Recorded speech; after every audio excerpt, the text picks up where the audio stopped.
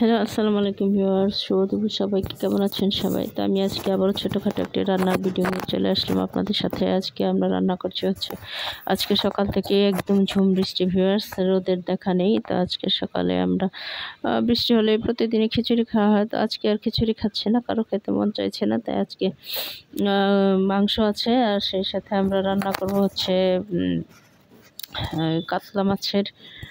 কাতলা মাছ দিয়ে বেগুন দিয়ে আলু দিয়ে ঝোল, ঝাল ঝাল করে ঝোল, আর লাল শাক আবারও, আর একটা সবজি রান্না করব, আর ডাল রান্না করব। তো আমি সেই জন্য প্রথমে কাতলা মাছগুলো ধুয়ে দেন আমি এই মাছগুলো কড়াকড়ি ভেজে নিয়েছি।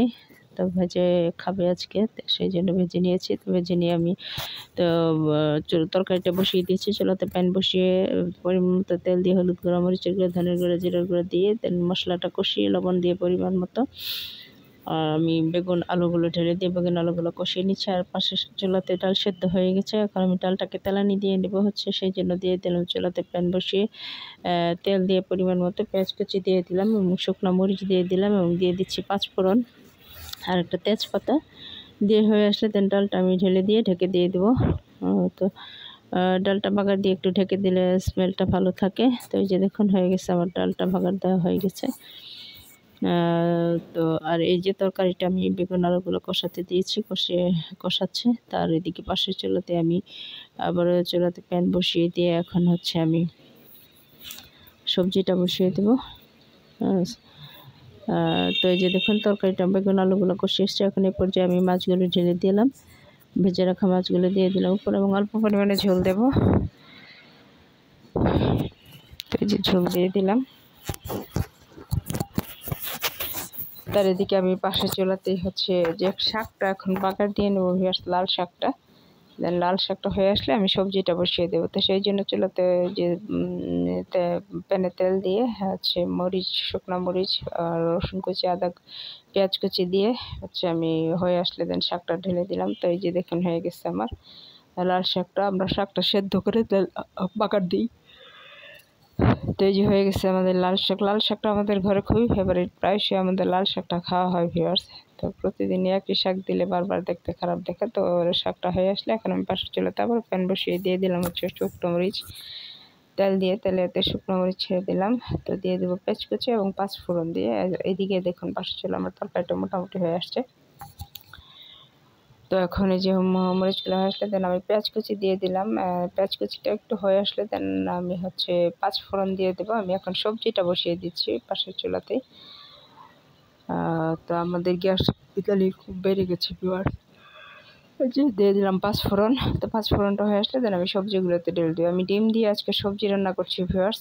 তো ডিম দিয়ে সবজিগুলো বিভিন্ন রকম সবজি কুচি কুচি করে কেটে দিয়েছি। তার সবজিটা হয়ে আসলে দেন মাঝখানে আমি একটা ডিম দিয়ে দেবো ভেঙে, দিয়ে দিলাম। আর হলুদের গুঁড়া, আমি এই সবজিটাতে শুধু হলুদের গুঁড়া আর একটু জিরার গুঁড়া দিই ভিউয়ার্স।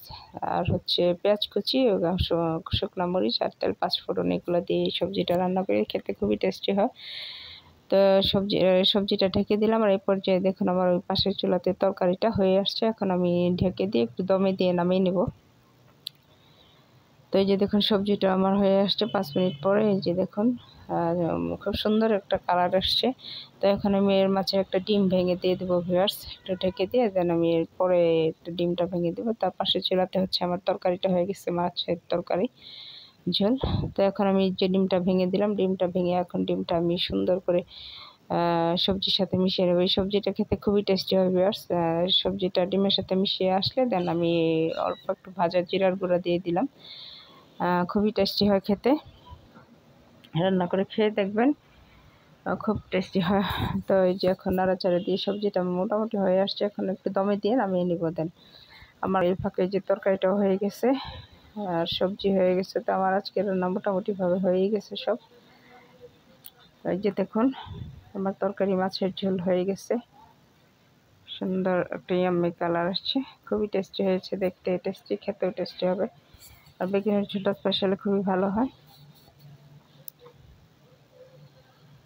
আর ফ্রিজে মাংস আছে ভিউয়ার্স, যদি কেউ খেতে চায় তো খাবে। আর এই যে দেখুন সবজিটা হয়ে আসছে, ভাজা ভাজা করে নিচ্ছি। ভাজা ভাজা করে দেন আমি নামিয়ে নেব। একটু ঢেকে রাখবো, ঢেকে রেখে দেন আমি নামিয়ে নেব।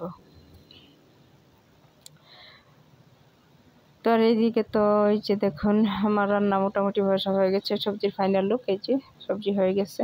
ধনেপাতা থাকলে ভিউয়ার্স ধনেপাতা দিতাম, বাট ধনেপাতা নেই, তাই জন্য আর দেওয়া হচ্ছে না, বাট এমনিতেও খুব স্বাদ হয়েছে। এইদিকে একটু আচার খেয়ে নিচ্ছি। ভালো থাকবেন, আল্লাহ হাফেজ।